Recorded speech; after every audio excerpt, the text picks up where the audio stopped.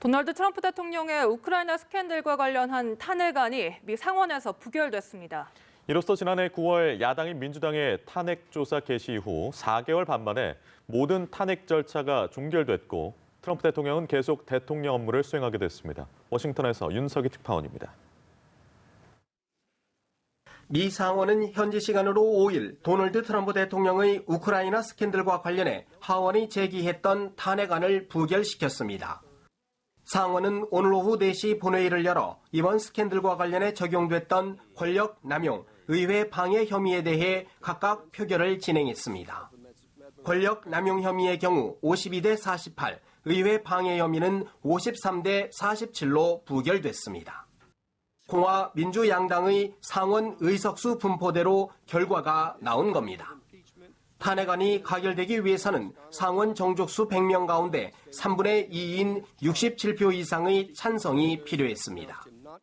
다만 공화당에서 밋 롬니 상원의원이 권력 남용 혐의와 관련해 유일하게 탄핵 찬성표를 던졌습니다.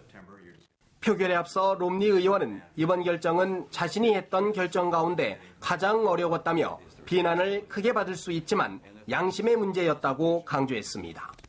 미 상원의 표결이 끝나면서 지난해 9월 24일 민주당의 탄핵 조사 개시로 시작된 탄핵 절차는 4개월 반 만에 모두 종결됐습니다. 앞서 미 하원은 트럼프 대통령이 지난해 우크라이나 대통령과 전화 통화하면서 군사 원조를 대가로 대선 경쟁자인 조 바이든 전 부통령 부자의 부패 의혹 조사를 요구했다며 트럼프 대통령을 탄핵했습니다. 트럼프 대통령은 탄핵안 부결 직후 트윗을 통해 나라의 승리라며 내일 낮 12시 성명을 발표할 것이라고 밝혔습니다. 트럼프 대통령은 그동안 자신을 짓눌러왔던 탄핵 문제가 일단락되면서 오는 11월 대선 캠페인에 본격 나설 것으로 보입니다. 그동안 민주당의 탄핵을 정파적인 마녀 사냥으로 강하게 비난해왔던 만큼 민주당에 대한 공세의 수위를 더욱 높이며 지지층 결집을 노릴 것으로 예상됩니다.